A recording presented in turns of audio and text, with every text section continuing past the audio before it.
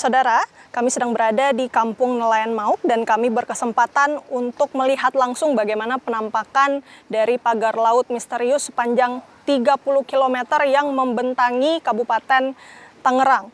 Dan sedikit imbauan, saudara, kami sudah berusaha untuk melakukan berbagai upaya-upaya keselamatan dan sudah berkoordinasi juga dengan nelayan setempat. Saat pemantauan nanti kami akan mengikut beberapa nelayan yang nantinya akan menebar jala dan kami akan memperlihatkan bagaimana kemudian adanya pagar laut ini berdampak negatif pada mereka yang menggantungkan profesinya pada lautan. Ikuti terus, saudara.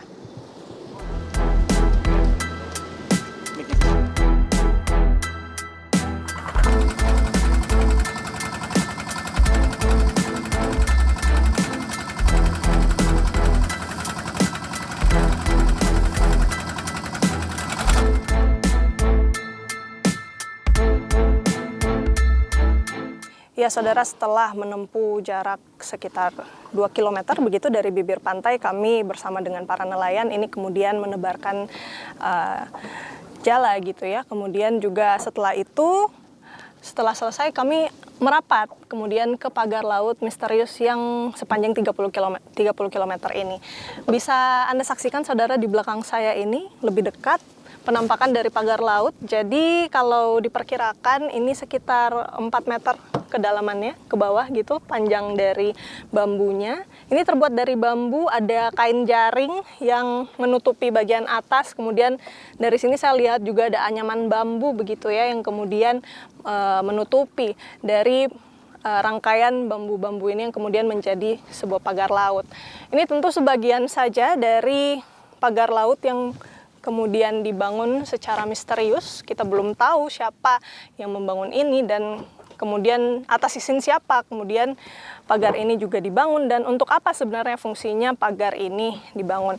Nah, untuk lebih lengkapnya lagi, saudara, saya akan berbincang dengan salah satu nelayan yang tadi sudah bersama kami menelusuri begitu ya perairan di Kampung Nelayan Mauk ini. Sudah bersama saya, Pak. Boleh diperkenalkan namanya? Nama Pak Rudi. Pak Rudi, sebelumnya bisa diceritakan, Pak, ini sejak kapan Pak melihat adanya pagar laut ini? Udah lama sih, ada 3-4 bulan, 5 bulanan lah. Oke, dari 4-5 bulan yang lalu itu apa yang dilakukan para nelayan? Apakah sudah sempat melaporkan begitu atau seperti apa? Ya, nelayan cuma bisa diam aja ya, namanya juga nelayan nggak tahu apa-apa ya kan, yang penting bisa ngelaut nelayan mah. Cuma ya resikonya ya akses jalannya doang agak jauh gitu. Jadi ngeluarin biaya itu lebih gede lagi. Oke. Kalau yang diperhatikan ini, Pak, sejak 5-4 bulan lalu, ada informasikah ini kira-kira untuk diperuntukkan untuk apa sebenarnya pagar laut ini? Kurang tahu ya saya masalah untuk pagar laut ini, soalnya kan tahu-tahu ada aja. Nelayan ya cuma aksesnya itu ya pengennya mah lebih enak gitu buat nelayan, itu aja. Pak Rudi, tadi kan kita juga sudah bersama-sama begitu yang mengitari perairan ini, menebar jala. Nah, apa sih, Pak, sebenarnya dampak dari pagar laut ini ke keseharian Bapak sebagai nelayan? Ya kan dampaknya itu, jadi harusnya kan akses ini lebih dekat, paling ngabisin solar paling 1 liter 2 liter. Sekarang itu harus ngabisin solar 5 liter nyampe 10 liter. Dampaknya ke biaya atau ongkos ini ya perjalanan untuk menggunakan solar begitu. Nah, dengan penghasilan menangkap ikan ini kira-kira gimana Pak dampaknya ke pengeluaran Bapak sehari-hari? Ya kalau buat penghasilan sih ya tetap sih maksimal itu 100 lah dapat gitu buat ikannya, rajungan. Jadi nelayan mah yang penting tahu yang ngelaut aja. Jadi nggak tahu masalah ini. Tapi sudah 4-5 bulan, sempat ada kunjungan mungkin dari pihak pemerintah atau dari kepala desa gitu? Belum ada. Sampai saat ini informasinya memang belum diketahui ya, Pak. Nah, Pak Rudi, apa yang ingin disampaikan begitu, harapan apa yang ingin disampaikan kepada pemerintah untuk segera bagaimana menuntaskan tindak lanjut ini? Ya maunya sih cepat kelar lah gitu masalah ini kan, biar cepat beres supaya bambu-bambu ini nggak ada gitu. Buat nelayan seneng, biasanya tahu di pinggir, sekarang larinya ke tengah. Biasanya kan di pinggir kan di sini kan buat nebar jaring nelayan di sini, Mbak. dari ujung sono ke ujung sono itu nelayan nebar jaringnya. Semenjak ada pematokan ini, jadi nelayan itu susah nyari hasil di pinggir itu, jadi larinya ke tengah. Itu sih cukup. Baik, terima kasih banyak Pak Rudi atas waktunya. Kita juga tentu berharap supaya tindakan ilegal ini bisa dapat langsung ditindaklanjuti oleh pemerintah.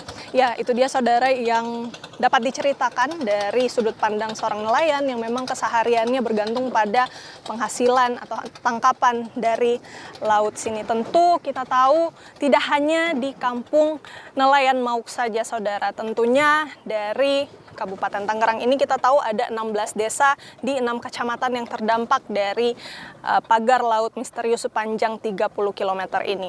Kalau dari pihak pemerintah, dari Kementerian Kemenko Infrastruktur dan Kewilayahan, kemudian juga dari Kementerian ATR BPN ini sempat mengatakan bahwa belum dapat diidentifikasi begitu bagaimana kemudian pagar laut ini bisa ada dan apa fungsinya. Namun kalau dari Kementerian Kelautan dan Perikanan memang sudah sempat memberikan statement kalau misalnya pagar laut ini sudah berizin, sebenarnya ini bukan tindakan ilegal, tapi terlepas dari ilegal atau tidaknya tentu dengan keberadaan pagar laut ini sangat mengganggu aktivitas para nelayan yang menggantungkan hidupnya pada hasil tangkapan ikan di perairan ini. Dan tentu dari sudut pandang Pak Rudi saja, tidak hanya itu saudara. Banyak sekali nelayan yang terdampak, ada ribuan nelayan yang terdampak. Kita tentu berharap agar pihak KKP dalam hal ini dari Ditjen PSDKP ini bisa segera melakukan tindak lanjut yang tepat untuk mencari tahu sebenarnya siapa di balik dibangunnya pagar laut ini dan untuk apa sebenarnya fungsinya. Karena kalau dibiarkan begitu lama, yang dulunya hanya 7 km, saudara ini sudah sepanjang 30 km. Tentu ini sangat mengganggu para nelayan yang sehari-hari mencari ikan di sini. Renata Panggalo, Haniel Rivalino, Kompas TV, Tangerang, Banten.